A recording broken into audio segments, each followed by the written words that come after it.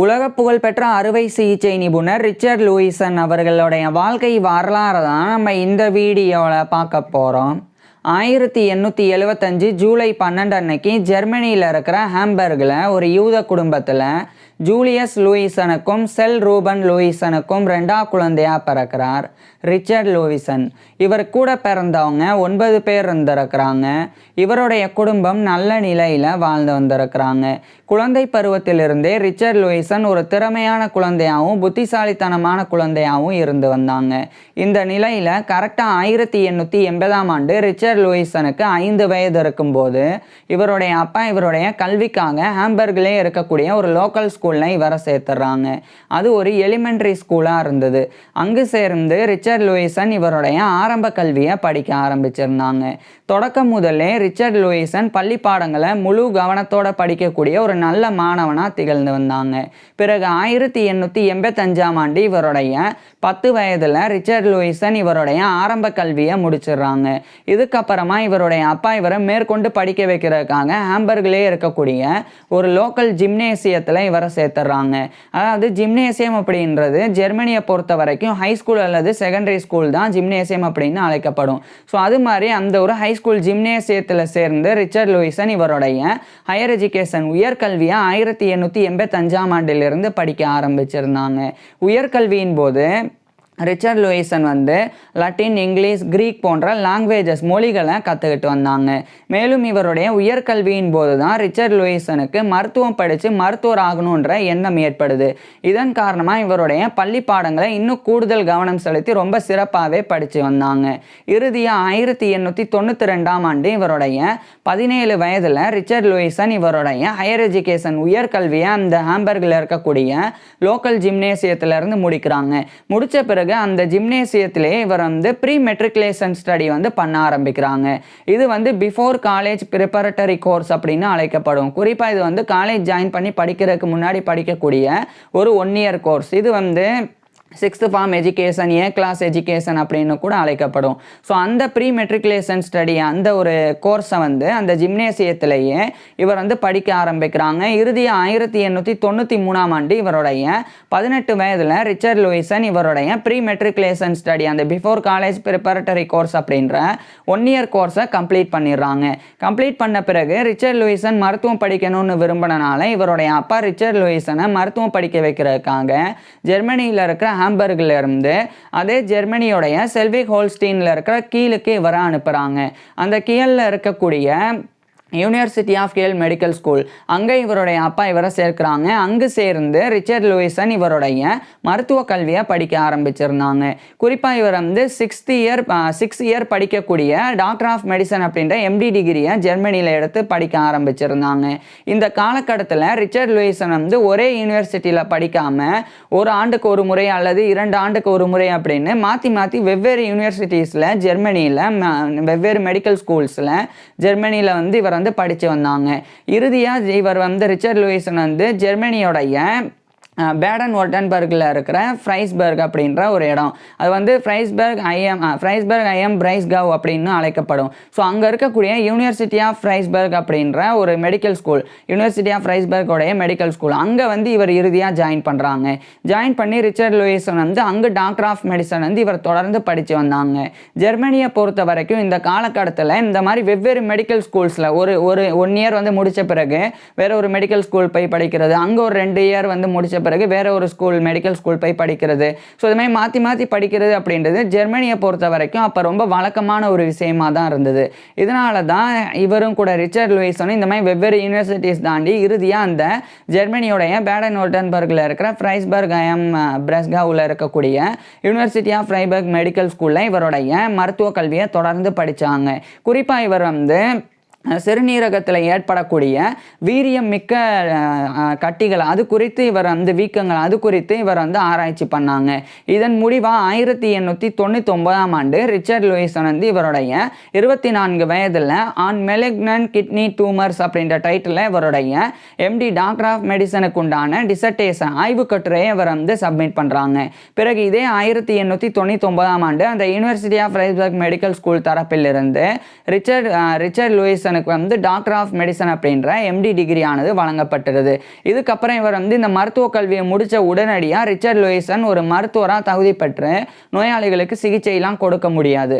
அதுக்கு முன்னாடி Richard Lewisohn வந்து ஒரு மருத்துவமனையில் சேர்ந்து அங்கே இருக்கக்கூடிய தேர்ந்த மருத்துவர்கள் நோயாளிகளுக்கு சிகிச்சை கொடுக்கறத பார்த்து பயிற்சி பெறணும்.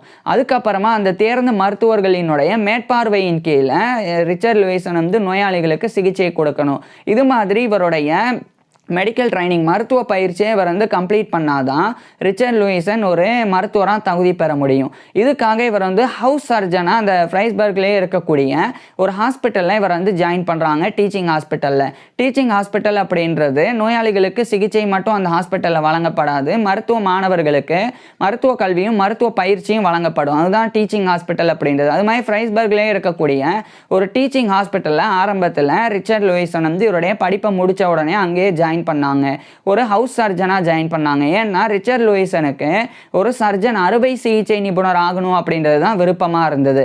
அதாவது மெடிசனில் நிறைய ஸ்பெஷாலிட்டிஸ் இருக்குது. குறிப்பாக பீடியாட்ரிக்ஸ் குழந்தை மருத்துவம், அப்சட்ரிக்ஸ் மகப்பேறு மருத்துவம் பிரசவம் பார்க்குறது, கைனகாலஜி பெண் நோயியல், கார்டியாலஜி இருதயவியல், டெர்மட்டாலஜி தோல் மருத்துவம் அப்படின்னு இன்னும் எக்கச்சக்கமான ஸ்பெஷாலிட்டிஸ் இருக்குது. அதில் இவர் சர்ஜரி எடுத்து ஒரு சர்ஜன் ஆகணும், அறுவை சிகிச்சை நிபுணர் ஆகணும் அப்படின்னு ஒரு ஹவுஸ் சர்ஜனாக இவர் வந்து அந்த ஃப்ரைஸ்பர்க் ஹாஸ்பிட்டலில் ஜாயின் பண்ணி இவருடைய மெடிக்கல் ட்ரைனிங்கை வந்து எடுத்துக்கிட்டாங்க.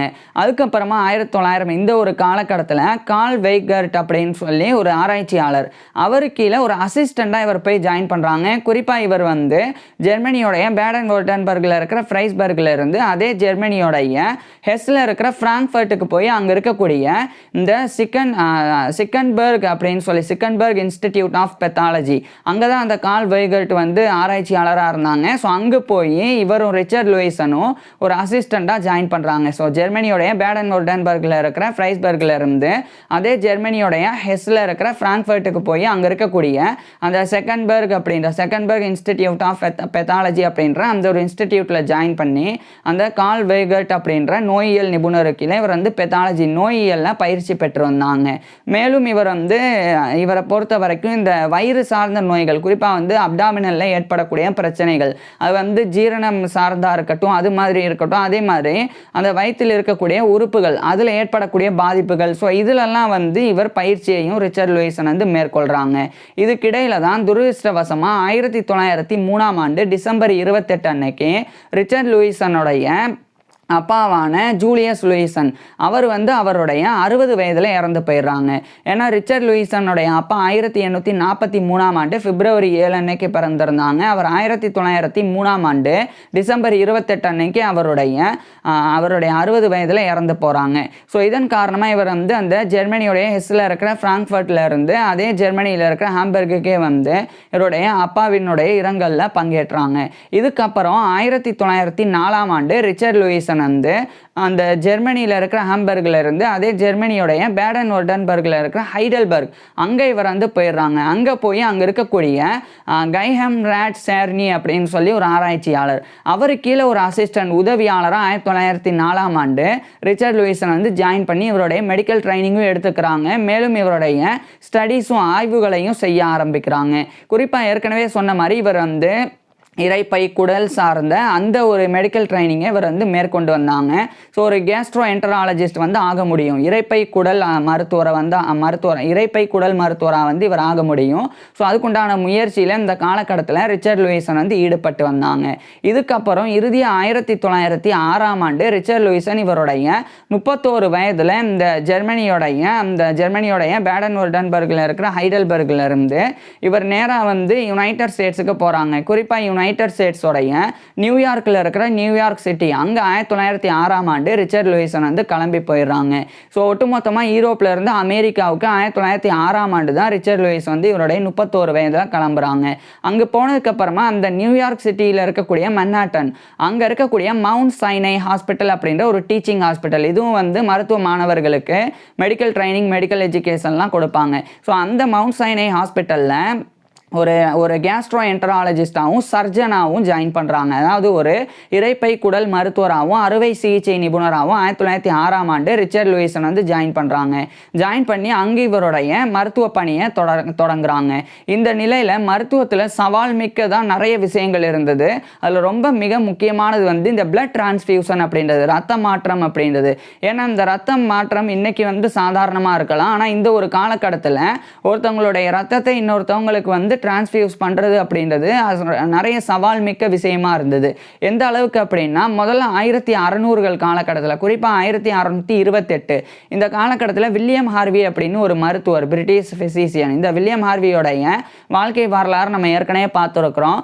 அவர் தான் வந்து சர்க்குலேட்டரி சிஸ்டமை வந்து கண்டறிஞ்சாங்க, டிஸ்கவர் பண்ணாங்க. குறிப்பாக வந்து ரத்த ஓட்டம் வந்து நம்மளுடைய உடலில் இருக்குது, அது முழுமையாக நம்மளுடைய வெயின்ஸ் வழியாக ஒட்டுமொத்த உடல்லையும் வந்து சுற்றிட்டு இருக்கு அப்படின்றத வில்லியம் ஹார்வி கண்டறிஞ்சாங்க. அதுக்கப்புறம் 1660களில் இப்போ அதிகமாக ரத்த இழப்பினால் பாதிக்கப்பட்டவங்களுக்கு மற்றவங்களுடைய ரத்தத்தை செலுத்தலாமா அந்த மாதிரியான ஆய்வுகள் போக தொடங்கி இருந்தது.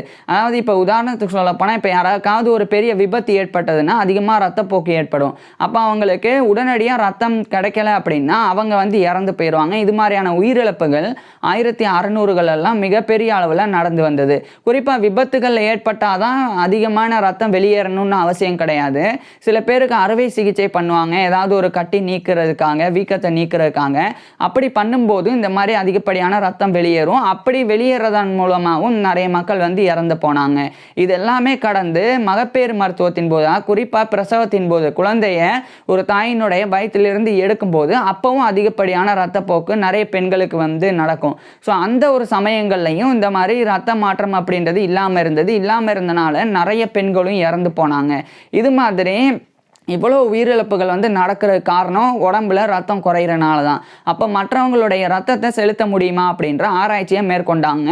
குறிப்பாக அந்த 1600கள் 1700களில் மற்ற உயிரினங்களினுடைய ரத்தத்தை தான் வந்து ஃபஸ்ட்டு செலுத்துனாங்க. குறிப்பாக வந்து கால்நடைகள், ஆடு மாடு, அந்த உயிரினங்களினுடைய ரத்தத்தை ரத்தமில்லாத மனிதர்களுக்கு, ரத்தப்போக்கு அதிகமாக போய் பாதிக்கப்பட்ட மனிதர்களுக்கு அது மாதிரி வந்து ரத்தத்தை செலுத்துனாங்க. ஆனால் அது வந்து பெரிய அளவில் பலன் கொடுக்கல, மனிதர்கள் வந்து இறந்து போனாங்க.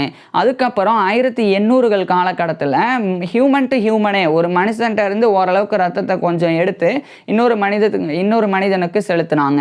இது வந்து ஓரளவுக்கு வெற்றி கண்டது, ஆனால் நிறைய தோல்வியில் தான் முடிஞ்சது. குறிப்பாக சொல்லப்போனால் இப்போ இந்த மாதிரி வந்து ஒருத்தவங்களுடைய ரத்தம் இன்னொருத்தவங்களுக்கு மாற்றுறாங்க அப்படின்னா, அந்த 3 பேருக்கு மாற்றுறாங்கன்னா அதில் ஒருத்தர் வந்து கண்டிப்பாக இறந்து போயிடுவாங்க. அந்த மாதிரியான நிலைமை வந்து இருந்தது. இது ஏன் அப்படின்னு கண்டுபிடிக்க முடியல. இறுதியாக 1901ஆம் ஆண்டு கார்ல் லேண்ட்ஸ்டைனர் அப்படின்ற ஒரு தலை சிறந்த மருத்துவர், ஆராய்ச்சியாளர். இந்த கார்ல் லேண்ட்ஸ்டைனருடைய வாழ்க்கை வரலாறை நம்ம ஏற்கனவே பார்த்துருக்குறோம்.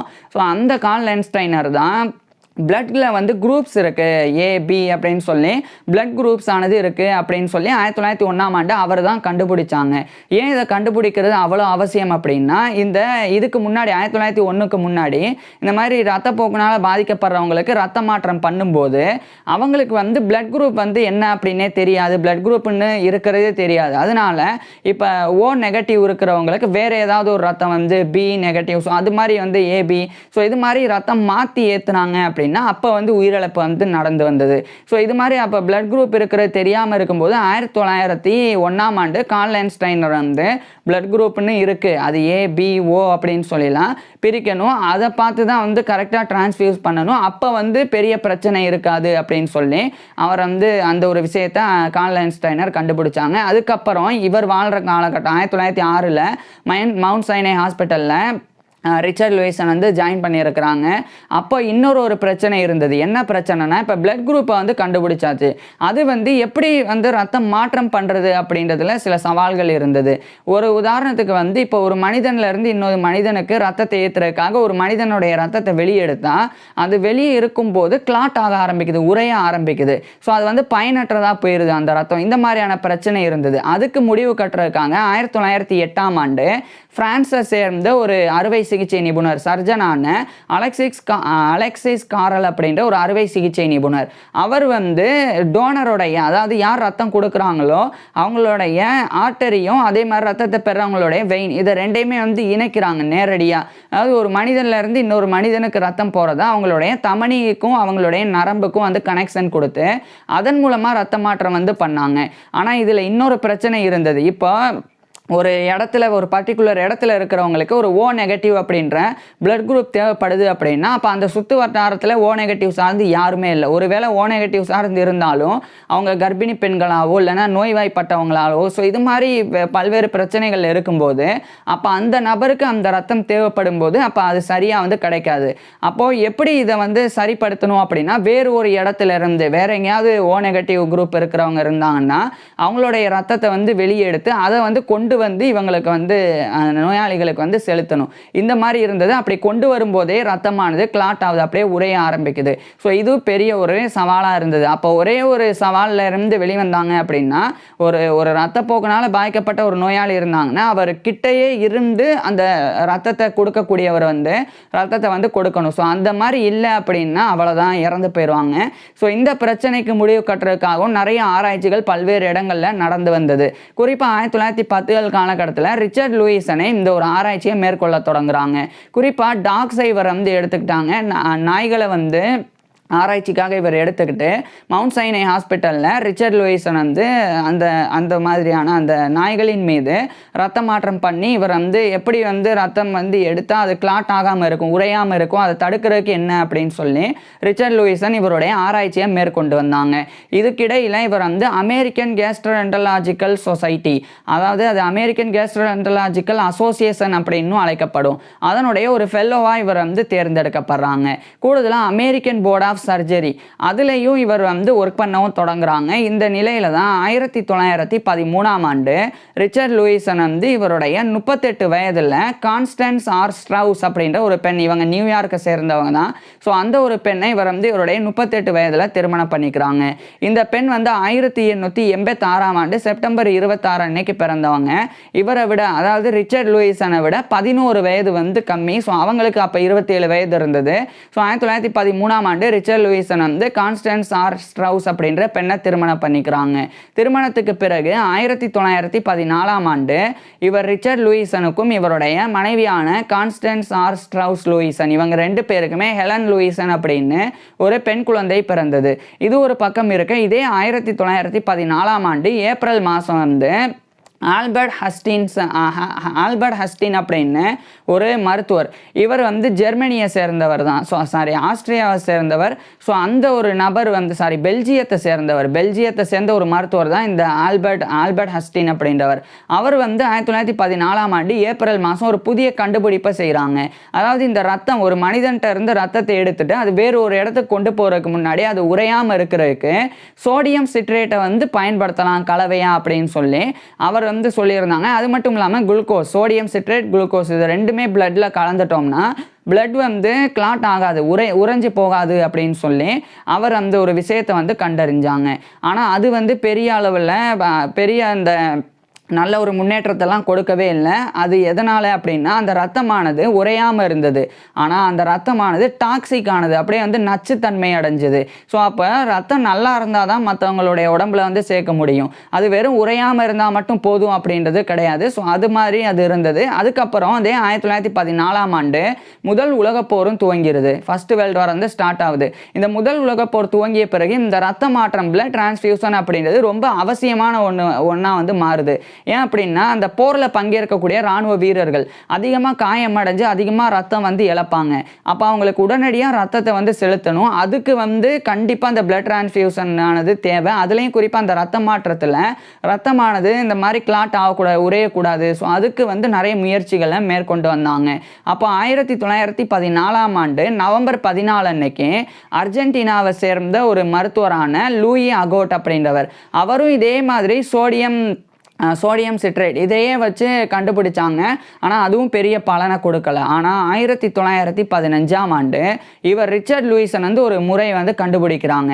அதாவது அந்த பிளட்டில் இந்த சோடியம் சிட்ரேட் வந்து இப்போ 5 கிராம் வந்து பிளட் இருக்குன்னா அதில் அதுக்கு மீறாமல் 0.2% வந்து தான் கலக்கணும் அந்த சோடியம் சிட்ரேட்டை அப்படின்னு ரிச்சர்ட் லூயிசன் வந்து கண்டறிஞ்சாங்க. அது 1915ஆம் ஆண்டு ஜனவரி 23 அன்னைக்கு ரிச்சர்ட் லூயிசன் அதை a new and greatly simplified method of blood transfusion அப்படின்ற டைட்டிலில் ஒரு ரிசர்ச் ஆர்டிக்கல் எழுதி பப்ளிஷ் பண்ணுறாங்க. அதை இவர் பப்ளிஷ் பண்ண பிறகு அது வந்து சரியாக இருக்குமா அப்படின்னு சொல்லி பெரிய ஒரு அந்த முயற்சிகள் அது வந்து சரியாக இருக்குமா அப்படின்ற நடவடிக்கை மேற்கொள்ளப்பட ஆரம்பிச்சிருந்தது.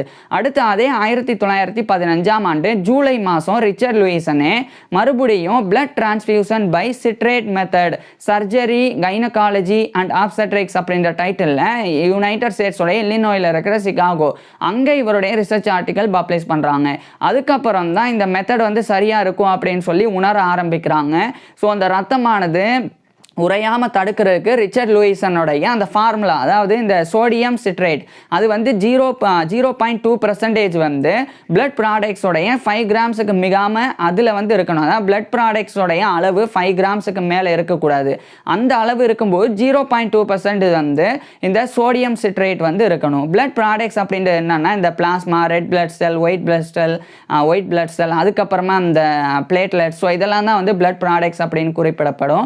ஸோ அது மாதிரி பிளட்டினுடைய அளவு வந்து 5 கிராம்ஸுக்கு மேலே இல்லாமல் இருக்கும்போது 0.2% அளவுக்கு சோடியம் சிட்ரேட் இருந்தால் அந்த ஒரு ரத்தமானது உறையாமல் தடுக்கப்படும். அந்த ரத்தமானது நச்சுத்தன்மையும் அடையாது, டாக்ஸிக்கும் ஆகாது.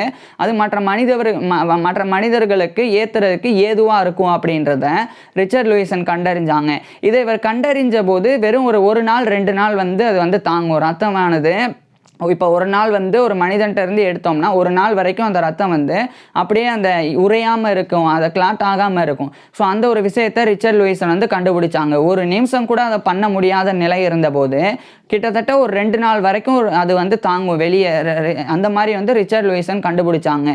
இது வந்து மிகப்பெரிய ஒரு விஷயம். அதுக்கப்புறம் தான் இப்போ வேறு ஒரு இடத்துல இருக்கிறாங்க ஓ நெகட்டிவ் குரூப்பை சேர்ந்தவங்க அப்படின்னா அவங்களுடைய ரத்தத்தை எடுத்து அதில் சோடியம் சிட்ரேட்டை வந்து சரியான அளவில் ஆப்டிமல் கான்சன்ட்ரேட் பண்ணி அதை வந்து வேற ஒரு இடத்துக்கு கொண்டு வந்து ரொம்ப வேகமாகவே அந்த ஒரு பிளட் டிரான்ஸ்ஃபியூஷன் சரியாக வந்து செஞ்சிடலாம். ஸோ அந்த ஒரு விஷயம் ரிச்சர்ட் லூயிசன் பண்ண பிறகு பல உயிர்கள் காப்பாற்றப்பட ஆரம்பிச்சிருந்தது. இந்த நிலையில் 1916ஆம் ஆண்டு ரிச்சர்ட் லூயிசனுடைய சாதனைக்காக இவரை கௌரவப்படுத்துறதுக்காக அமெரிக்காவினுடைய அமெரிக்கன் காலேஜ் ஆஃப் சர்ஜன்ஸ் அவங்க தரப்பில் இருந்து இவரை ஒரு ஃபெல்லோவாக தேர்ந்தெடுக்கிறாங்க. So fellow of the American college of surgeons FACS அப்படின்ற இந்த ஒரு பட்டத்தை கௌரவத்தை 1916ஆம் ஆண்டு ரிச்சர்ட் லூயிசன் பெறாங்க.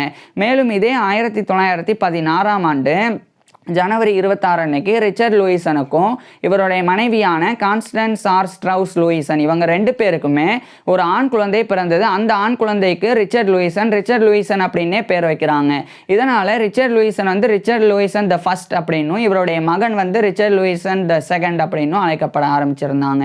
இது ஒரு பக்கம் இருக்க இந்த 1916ஆம் ஆண்டு தான் வெறும் 2 நாள் வரைக்கும் அந்த பிளட் கிளாட் ஆகாமல் ரத்தம் உறையாமல் பார்த்துக்க முடியும். அந்த ஒரு ப்ராசஸ் ஆனது 14 நாட்கள் 2 வாரங்கள் வரைக்கும் ரத்தத்தை இப்போ வெளியெடுத்து பிளட் பேங்க்ல வந்து சேகரித்து வைக்கலாம் அந்த நிலை வந்து ஏற்படுது. ஸோ அது மாதிரி முன்னேற்றங்கள் ஏற்படுறதுக்கு ரிச்சர்ட் லூயிசனுடைய பங்களிப்பு மிக முக்கியமானதாக இருந்து வந்தது. இந்த நிலையில தான் 1917 இந்த காலகட்டத்திலலாம் ரிச்சர்ட் லூயிசன் வந்து கூடுதலாக பல்வேறு விதமான விஷயங்கள் பண்ணாங்க. அதில் குறிப்பாக அந்த 1917ஆம் ஆண்டு கூட முதல் உலகப் போர் நடந்து வந்தது.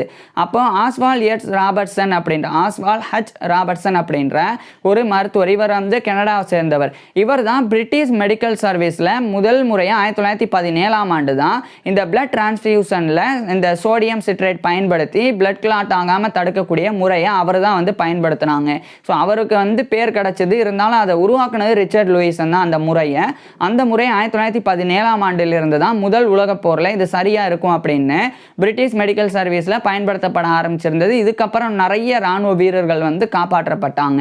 இதைத் தொடர்ந்து 1918ஆம் ஆண்டு இந்த முதல் உலகப் போர் முடிவடைஞ்சிருது.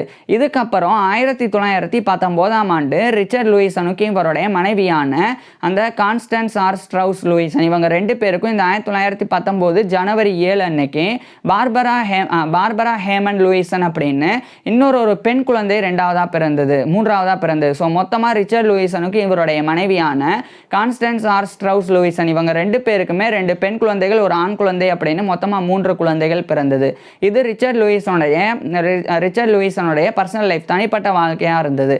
இது ஒரு பக்கம் இருக்குது. இந்த பிளட் டிரான்ஸ்ஃபியூஷன்லாம் கடந்து 1920 காலகட்டத்தில் ரிச்சர்ட் லூயிசன் வந்து யுனைடெட் ஸ்டேட்ஸோடைய நியூயார்க்கில் இருக்கிற நியூயார்க் சிட்டியிலேருந்து ஆஸ்திரியாவில் இருக்கக்கூடிய இன்ஸ்பரோக் அந்த ஒரு இடத்துக்கு இவர் போகிறாங்க. அங்கே வந்து ஹான்ஸ் வான் ஹெபரர் ஸோ அந்த மாதிரியான நபர்கள் கூட அங்கே இருக்கக்கூடிய சர்ஜிக்கல் டெக்னிக்ஸ் குறித்து இவர் வந்து கற்றுக்கிட்டாங்க. அதில் குறிப்பாக ரிச்சர்ட் லூயிசன் கற்றுக்கிட்ட முக்கியமான விஷயமானது சப்டோட்டல் கேஸ்டரெக்டமி.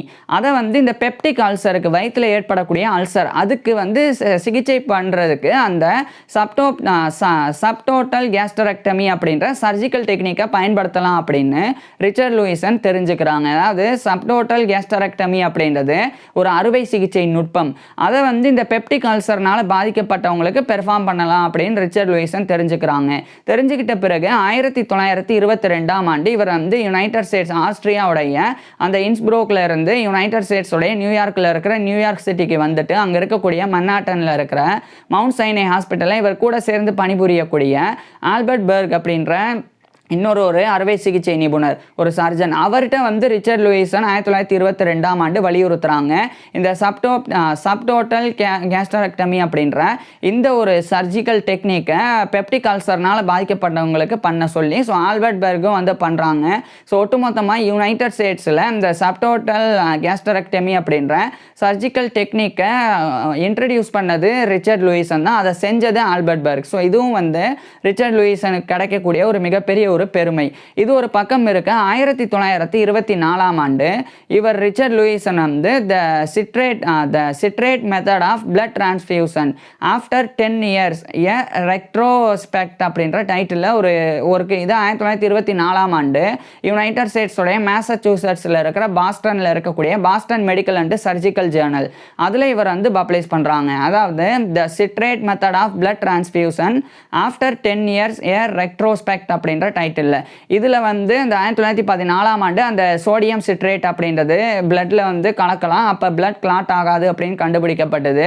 அதை நினைவு கூறும் விதமாக 1924 இதை ரிச்சர்ட் லூயிசன் பண்ணியிருந்தாங்க. இது மாதிரி பல விஷயங்களில் இவர் தொடர்ச்சியாக ஈடுபட்டு வந்தாங்க. இந்த நிலையில் 1928 அலெக்சிஸ் மாஸ்க்ரோவிட்ஸ் அப்படின்னு சொல்லி ஒரு அறுவை சிகிச்சை நிபுணர், அவர் வந்து ஒரு முக்கியமான பொறுப்பில் இருந்து இந்த மவுண்ட் சைனே ஹாஸ்பிட்டலோடைய chief of general surgical service அப்படின்ற அந்த சீஃப் அப்படின்ற பதவியிலிருந்து அவர் வந்து ரிட்டையர் ஆகுறாங்க. பிறகு அதே 1928 ரிச்சர்ட் லூயிசன் வந்து அந்த பதவியில் நியமிக்கப்படுறாங்க. அதாவது மவுண்ட் சைனே ஹாஸ்பிட்டலோடைய ஜெனரல் சர்ஜிக்கல் சர்வீஸோடைய சீஃபா இவர் வந்து 1928 இவர் ரிச்சர்ட் லூயிசன் தேர்ந்தெடுக்கப்படுறாங்க. அடுத்து 1930 காலகட்டத்தில் இன்னொரு பக்கம் இந்த பிளட் டிரான்ஸ்ஃபியூஷனில் நிறைய முன்னேற்றங்கள் ஏற்பட்டது. குறிப்பாக ஒட்டுமொத்த உலகம் முழுக்கவும் வந்து இந்த பிளட் பேங்க்ஸ் ஆனது உருவாங்கினது. எல்லா சிட்டிஸ்லையுமே பிளட் பேங்க்ஸ் இருக்கணும். அங்கே தேவைப்படக்கூடிய உடனடியாக விபத்துனாலேயோ இல்லைன்னா பிரசவத்தின் போது ரத்தம் இழக்கக்கூடிய மக்களுக்கு நேரடியாக அந்த ரத்தம் உடனடியாக கிடைக்கணும் அப்படின்றதுக்காக பிளட் பேங்க்ஸ் ஆனது உருவாக்கப்பட்டது. அதாவது ரத்த வங்கி, ரத்தத்தை வந்து சேகரிக்கக்கூடிய அந்த இடமானது உருவாக்கப்பட்டது. ஸோ அது மாதிரி பெரிய முன்னேற்றங்கள் ஏற்பட்டு பல கோடிக்கணக்கான மக்கள் வந்து காப்பாற்றப்பட தொடங்கியிருந்தாங்க. அதுக்கு வந்து ரிச்சர்ட் லூயிசனுடைய அந்த அடிப்படை பங்களிப்பானது மிக முக்கியமானதாக இருந்து வந்தது. இதுக்கப்புறம் 1936 ரிச்சர்ட் லூயிசன் வந்து இவருடைய கிட்டத்தட்ட 61 வயதில் இவர் வந்து இந்த ஒரு chief of the general surgical service அப்படின்ற அந்த பொறுப்பில் இருந்து மவுண்ட் சைனே ஹாஸ்பிட்டலில் இருந்து விலகுறாங்க. ஆனால் தொடர்ச்சியாக அந்த மவுண்ட் சைனே ஹாஸ்பிட்டலில் ஒரு சர்ஜன், அறுவை சிகிச்சை நிபுணராகவும் கேஸ்ட்ரோஎன்டராலஜிஸ்டாகவும் பணிபுரிஞ்சாங்க. இறுதியாக 1937 இவருடைய 62 வயதில் ரிச்சர்ட் லூயிசன் வந்து ரிட்டையர் ஆயிடுறாங்க.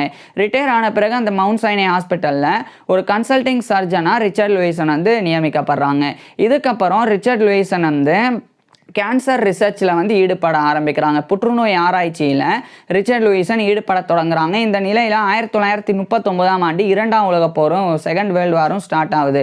இது ஒரு பக்கம் இருக்கு. 1941 அக்டோபர் 3 அன்னைக்கு துரதிர்ஷ்டவசமாக ரிச்சர்ட் லூயிசனுடைய அம்மாவான அந்த செல் ரூபன் லூயிசன் அப்படின்ற இவருடைய அம்மா, அவங்க வந்து கிட்டத்தட்ட அவங்களுடைய 89-90 வயதில் இறந்து போயிடுறாங்க.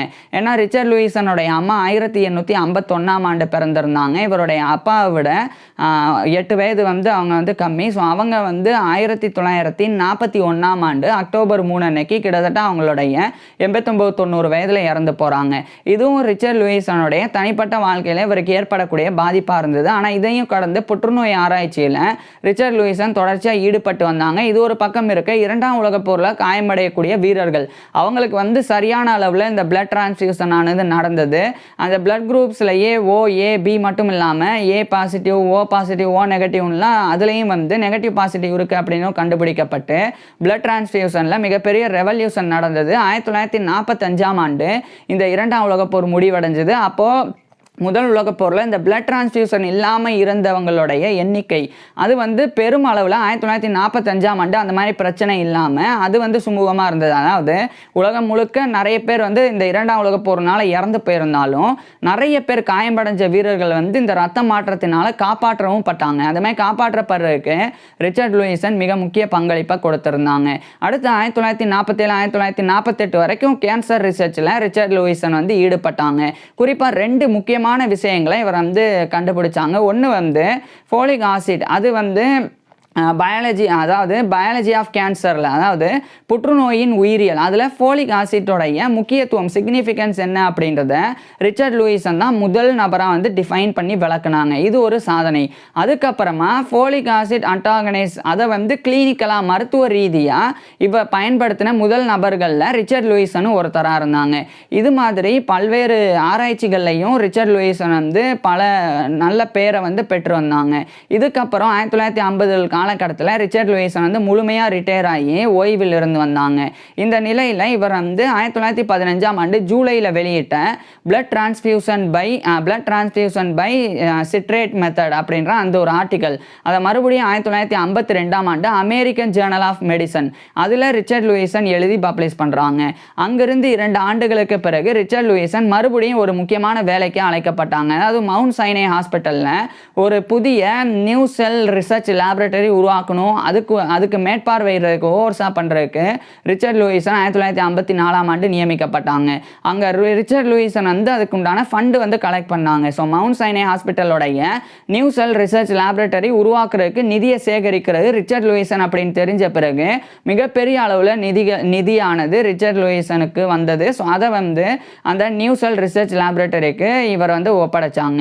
இதுக்கப்புறம் 1955ஆம் ஆண்டு American association of blood banks அவங்க தரப்பிலிருந்து கார்ல் லேண்ட்ஸ்டைனர் மெமோரியல் அவார்டு அதை வந்து 1955ஆம் ஆண்டு ரிச்சர்ட் லூயிசனுக்கு வழங்கி இவரை கௌரவப்படுத்தினாங்க. கார்ல் லேண்ட்ஸ்டைனர் அப்படின்னா அந்த பிளட் குரூப் இருக்குது அப்படின்னு கண்டுபிடிச்சவர், 1901ஆம் ஆண்டு கண்டுபிடிச்சவர். ஸோ அவருடைய பேரில் கார்ல் லேண்ட்ஸ்டைனர் மெமோரியல் அவார்டு இது வந்து 1955ஆம் ஆண்டு ரிச்சர்ட் லூயிசனுக்கு வழங்கப்பட்டது. இதுக்கப்புறமா சில ஆண்டுகளுக்கு பிறகு 1959ஆம் ஆண்டு ஜனவரி மாதம் இங்கிலாந்துடைய லண்டனில் இருக்கக்கூடிய சர்ஜன்ஸ் அறுவை சிகிச்சை நிபுணர்களுக்கு உண்டான royal college of surgeons of England அதனுடைய ஒரு ஹானரி ஃபெல்லோவாக கௌரவ உறுப்பினராக 1959 ஜனவரியில் கிட்டத்தட்ட இவருடைய 83 வயதில் இவர் ரிச்சர்ட் லூயிசன் தேர்ந்தெடுக்கப்படுறாங்க. So honorary fellow of the royal college of surgeons of England அப்படின்ற அந்த ஒரு பட்டத்தை, அதாவது ஹானரி FRCS அப்படின்ற பட்டத்தை 1959 ஜனவரியில் ரிச்சர்ட் லூயிசன் பெறாங்க. இது ஒரு பக்கம் இருக்க, 1960 பிப்ரவரி மாதம் ரிச்சர்ட் லூயிசனுடைய மனைவியான கான்ஸ்டன்ஸ் ஆர் ஸ்ட்ரவுஸ் லூயிசன் அவங்க வந்து கிட்டத்தட்ட அவங்களுடைய 73 வயதில் இறந்து போகிறாங்க. ஏன்னா அவங்க 1886 செப்டம்பர் 26 பிறந்தவங்க. 1960 பிப்ரவரியில் ரிச்சர்ட் லூயிசனுடைய மனைவி இறந்து போகிறாங்க. இதுக்கப்புறமா இந்த ஒரு இழப்பில் இருந்து ரிச்சர்ட் லூயிசனால் மீண்டு வர முடியல. இறுதியாக இவர் 1961ஆம் ஆண்டு ஆகஸ்ட் 11 அன்னைக்கு இவருடைய 86 வயதில் ரிச்சர்ட் லூயிசன் இறந்து போயிடுறாங்க. ஸோ 1961 ஆகஸ்ட் 11 அன்னைக்கு இவருடைய 86 வயதில் ரிச்சர்ட் லூயிசனும் வந்து இறந்து போயிடுறாங்க. ரிச்சர்ட் லூயிசன் இறந்து போயிட்டாலும் வாழும்போது இவர் செய்த சாதனைகளானது மிகப்பெரியது. குறிப்பாக இன்றைக்கி ரத்த மாற்றத்தில் ரொம்ப சர்வசாதாரணமாக ஒருத்தவங்களுடைய பிளட் இன்னொருத்தவங்களுக்கு வந்து ஏற்றப்படுது. அதன் மூலமாக பிரசவத்தின் போதும் அதேமாதிரி விபத்தின் போதும் நிறைய பேர் வந்து காப்பாற்றப்படுறாங்கன்னா அதுக்கு மிக முக்கிய காரணமாக ரிச்சர்ட் லூயிசன் இருக்கிறாங்க. ஸோ இப்பேற்பட்ட ரிச்சர்ட் லூயிசன் பற்றி நீங்கள் என்ன நினைக்கிறீங்க அப்படின்றத கீழே கமெண்ட்ஸில் சொல்லுங்கள். உங்களுக்கு எந்த மாதிரியான டாபிக்ஸில் எந்த மாதிரியான வீடியோஸ் வேணும் அப்படின்றதையும் கீழே கமெண்ட்ஸில் சொல்லுங்கள். தேங்க்யூ.